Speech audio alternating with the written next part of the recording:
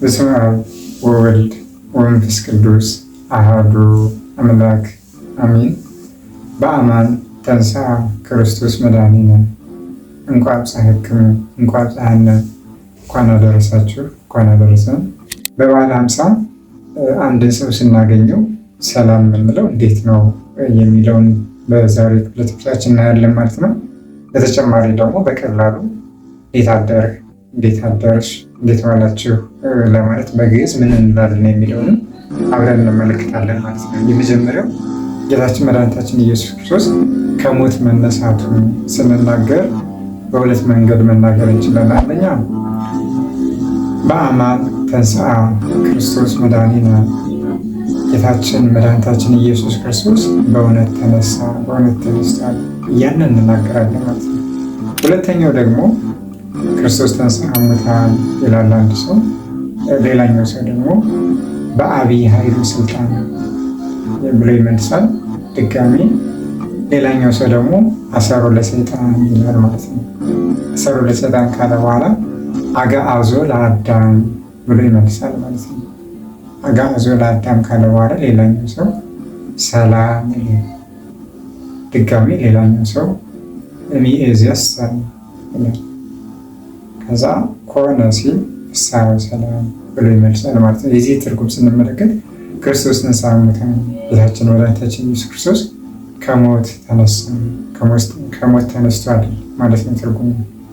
በአብይ ኃይል ወስልጣን ማለት ታላቅ በሆነ በገናና ኃይልና ስልጣን፣ በእሱ ኃይል በራሱ ስልጣን ተነሳ ማለት ነው። አሰሮ ለሰይጣን ማለት ሰይጣንን አሰረው። አግዓዞ ለአዳም ማለት ደግሞ አባታችን ቅዱስ አዳምን ነፃ ወጣው የሚል ትርጉም አለው። እምይእዜሰ ማለት ከዚህ በኋላ ከእንግዲህ ወዲህ ማለት ነው። ኮነ ሆነ፣ ፍስሐ ወሰላም ደስታ ሰላም ሆነ የሚል ትርጉም አለው ማለት ነው። በዚህ መልኩ ይህንን ከተናገርን በኋላ ከሰዎች ጋር የምንነጋገረውን ነገር የምንወያየውን ነገር መወያየት ይቻላል ማለት ነው። በመጀመሪያ ግን ከሁሉም በፊት ጌታችን መድኃኒታችን ኢየሱስ ክርስቶስ ከሞት እንደተነሳ በዚህ መልኩ በዓለ ሃምሳን እየተነጋገርን እናሳልፋለን ማለት ነው። ሁለተኛው በግዕዝ ቋንቋ እንዴት ሰላምታ መለዋወጥ እንችላለን በቀላሉ የሚለውን ስንመለከት ሰላምታ የምናቀርብባቸው ጊዜያት አሉ። እነዚህ ጊዜያትም የተለያዩ ናቸው። ለምሳሌ በጠዋት ጊዜ ስናገኘው አንድ ሰው እንዴት አደርክ እንላለን በአማርኛ። ከሰዓት ከሆነ ደግሞ እንዴት ዋልክ እንላለን። ምሽት ላይ እንዴት አመሸ። ስለዚህ እነዚህን ጊዜያት መሰረት በማድረግ ሰላምታ የምናቀርበውም በእነዚህ ጊዜያት መሰረት የተለያየ ነው ማለት ነው። የመጀመሪያው ስንመለከት በጊዜ ጸባህ ይባላል፣ ወይም በጠዋት ጊዜ። አንድ ሰው በጠዋት ስናገኘው ሰላምታ ስናቀርብ በአማርኛው እንዴት አደርክ እንላለን። በግዕዙ ይህንን ለማቅረብ ደግሞ አደረ የሚል ግስ አለ። ይህንን በግዕዝ ምን እንደሚባል ማወቅ አለብን ማለት ነው። ይህም በግዕዙ ሀደረ፣ በአማርኛ አደረ ማለት ነው። ስለዚህ ሀደረ የሚለውን በአስሩ መራሕያን እያረባን ሰላምታችንን ማቅረብ እንችላለን ማለት ነው። ከዚህ ጋር ሰላምታችንን ስናቀርብ እንዴት እንላለን። እንዴት ስንል ደግሞ መጠይቃዊ ቃል ይባላል። ይህንን መጠይቃዊ ቃልና ሀደረ የሚለውን ግስ በመጠቀም ሰላምታችንን ማቅረብ እንችላለን ማለት ነው። ይህም ማለት ሀደረ አደረ፣ እፎ ማለት እንዴት ማለት ነው። ስለዚህ እፎ ሀደረ ብንል እንዴት አደረ፣ አባትህ እንዴት አደረ ማለት ብንፈልግ ደግሞ እፎ ሀደረ አቡከ እንላለን። ወይም አቡከ እፎ ሀደረ ማለት እንችላለን። አባት እንዴት አደረ። እንግዲህ በግዕዝ ቋንቋ ሰላምታ ስናቀርብ ወይም ንግግር ላይ እፎ ሀደረ አቡከ አንልም።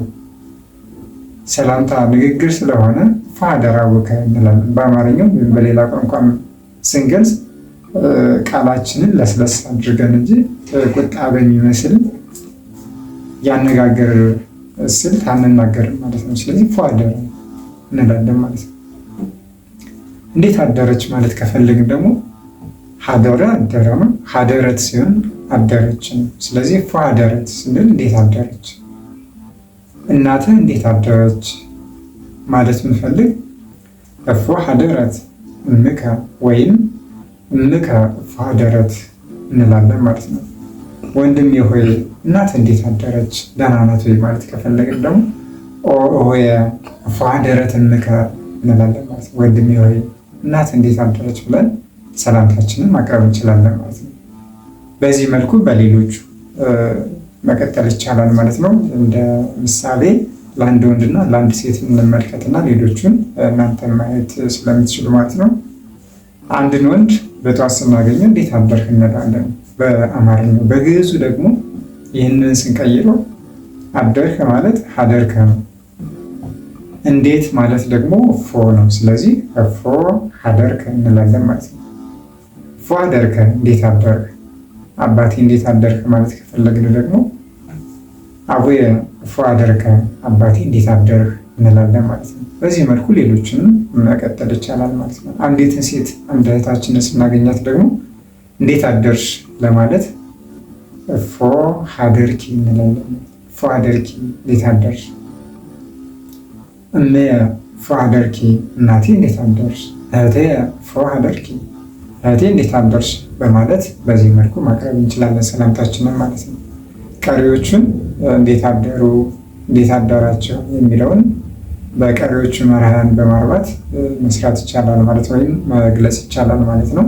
ሞክሩትና የሚያስቸግራችሁ ነገር ካለ መጠየቅ ይቻላል ማለት ነው። ወደ ሁለተኛው ስንሄድ ወአለ ዋለ የሚል ግስ አለ። ይህንን ግስ በመጠቀም ከሰዓት በኋላ ባለው ጊዜ ሰላምታ ማቅረብ እንችላለን ማለት ነው። አንድ ወንድምን ከሰዓት በኋላ ስናገኘው እንዴት ዋልክ ለማለት በሚከተለው መንገድ ሰላምታችንን ማቅረብ እንችላለን ማለት ነው። እሆዬ ማለት ወንድሜ ማለት ነው። በመጀመሪያ እሁ ማለት ወንድሜ ማለት ነው። እሆዬ ሲሆን ደግሞ ወንድሜ ማለት ነው። ስለዚህ እሆዬ እፎ ወአልከ፣ ወንድሜ እንዴት ዋልክ እንላለን ማለት ነው። አባቴ እንዴት ዋልክ ማለት ከፈለግን ደግሞ አቡየ እፎ ወአልከ፣ አባቴ እንዴት ዋልክ እንለዋለን ማለት ነው። እህቴ እንዴት ዋልሽ ለማለት ደግሞ መጀመሪያ እህቴ የሚለው እንመልከት። እህት ማለት እህት ማለት ነው። እህቴ ስንል ደግሞ እህቴ ማለት ነው። ስለዚህ እህቴ እንዴት ዋልሽ፣ ዋልሽ ማለት ወአልኪ ነው።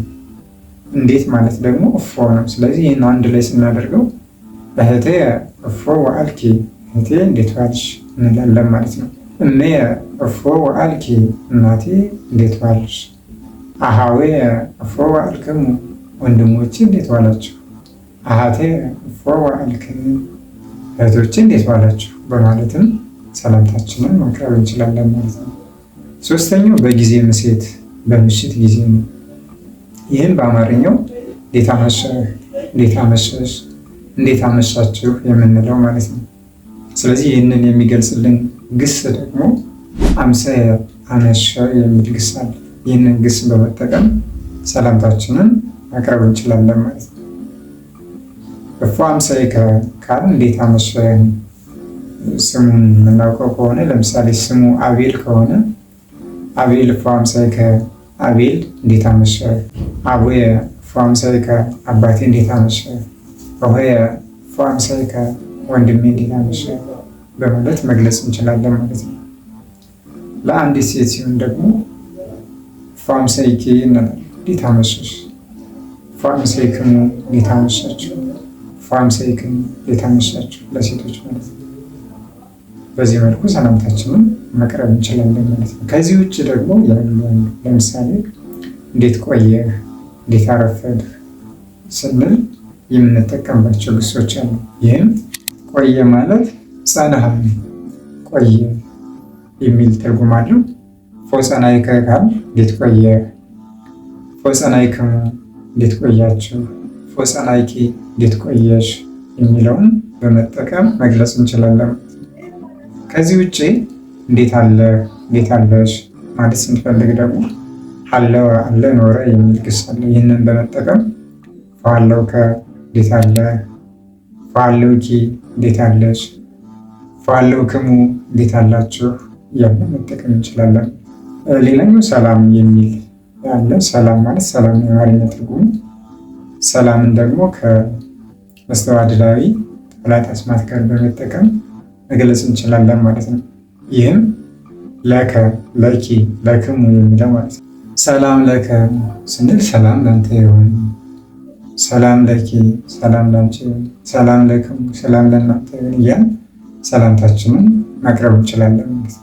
ከዚህ በተጨማሪ በሀ የሚለውን በመጠቀም ሰላምታ ማቅረብ እንችላለን ማለት ነው። ይህም በሀ ከቸራለህ ወንድሜ ማለት እንፈልግ በሀ ከወይ ቸራለህ ወንድሜ እንዴት አደርክ ወንድሜ የሚል ትርጉም አለው። በሀ ኬተ ቸራለሽ እህቴ እንዴት አደርሽ እህቴ ብለን ሰላምታ ማቅረብ እንችላለን ማለት ነው። ስለዚህ እነዚህንና የመሳሰሉትን በመጠቀም በግዕዝ ቋንቋ በቀላሉ ሰላምታ ማቅረብ እንችላለን ማለት ነው። ከዚህ ውጭ ደግሞ እንዴት አለህ እንዴት አለሽ የሚለውን ስንገልጽ ደግሞ ሀለው አለ ኖር የሚለውን ተጠቅመን ፋለውከ ፋለውኪ ፋለውክም እያልን በዚህ መልኩ በግዕዝ ቋንቋ በቀላሉ ለወንድሞቻችን፣ እህቶቻችን፣ አባቶቻችን፣ እናቶቻችን ሰላምታ ማቅረብ እንችላለን ማለት ነው። በዚህ መልኩ በግዕዝ ቋንቋ ሰላምታ ከቀረበልን የእኛ ምላሽ ምን ሊሆን ይችላል የሚለውን እንመልከት። እንግዲህ የእኛ ምላሽ ሊሆን የሚችለው አብዛኛው ተመሳሳይ ነው። ይህም እግዚአብሔር ይመስገን ነው የምንለው። ስለዚህ እግዚአብሔር ይመስገን ለማለት እግዚአብሔር ይሰባህ እንላለን ማለት ነው። እግዚአብሔር ይሰባህ፣ እግዚአብሔር ይመስገን፣ እንዴት አደርክ ማለት ከፈለግ ያንን መመለስ ማለት ነው። ለምሳሌ በቀላሉ ሁለት ወንድሞች በጋራ የሚያደርጉትን ሰላምታ እንመልከት። ፋደር ከሆየ ወንድሜ እንዴት አደርክ ይለዋል። እሱ ደግሞ እግዚአብሔር ይሰባህ ፋደር ከሆየ ይለዋል። እግዚአብሔር ይመስገን እንዴት አደርክ ወንድሜ ይለዋል። ለሴት ከሆነ ደግሞ ፋደር ኬቴ ስትላት እንዴት አደርሽ እህቴ ስትላት እግዚአብሔር ይሰባህ ፋደር ኬቴ ብላ እግዚአብሔር ይመስገን እንዴት አደርሽ እህቴ በማለት ልትመልስላት ትችላለች ማለት ነው። ወይም ፋደር ከሆየ ሲባል ሌላኛው ሰው እግዚአብሔር ይሰባህ ፋለው ከሆየ ሊለው ይችላል። እግዚአብሔር ይመስገን እንዴት አለ ወንድሜ ሊለው ይችላል። እግዚአብሔር ይሰባህ ሰላም ለከሆየ እግዚአብሔር ይመስገን ሰላም ለአንተ ይሁን ሊለው ይችላል ማለት ነው። ስለዚህ የፈለጋችሁትን ተጠቅማችሁ በሰላምታው ምላሽ መመለስ ይቻላል ማለት ነው። በዋነኛነት የምንጠቀምባቸው እግዚአብሔር ይሰባህ፣ እግዚአብሔር ይመስገን። እዚህ ላይ ግን ጥንቃቄ ማድረግ አለብን። እግዚአብሔር ይሰባህ አንልም። ይሰባህ ማለት ይመሰገናል። መቼ? ወደፊት። ግን ይመስገን አሁን ይመስገን ነው የምንለው። ተሰብሐ ተመሰገነ የሚለው ይህም ይመሰገናል፣ ይሰባህ ይመሰገን ዘንድ ይሰባህ ይመስገን ይላል። ስለዚህ እግዚአብሔር ይሰባህ እንላለን እንጂ እግዚአብሔር ይሰባህ እንልም ማለት ነው። ሌላኛው ተባረከ አምላከ አበዊነ ቅዱሳን አባቶቻችን የቅዱሳን አምላክ ይመስገን ማለት እንችላለን። በዚህ መልኩ ለሚቀርብልን ሰላምታ ምላሽ መመለስ እንችላለን ማለት ነው። እንግዲህ በቀጣይ ቁጥሮችን ጀምረን ነበር ባለፈው፣ እሱን እንቀጥላለን ማለት ነው። ለዚህ የመጽእ ጊዜ እግዚአብሔር ሰላም ያስተራክበና ሰናይ ዕለት ይኩን ለኩልነ። ስብሐት ለእግዚአብሔር ልዑል ወለወላዲቱ ድንግል ወለመስቀሉ ክቡር።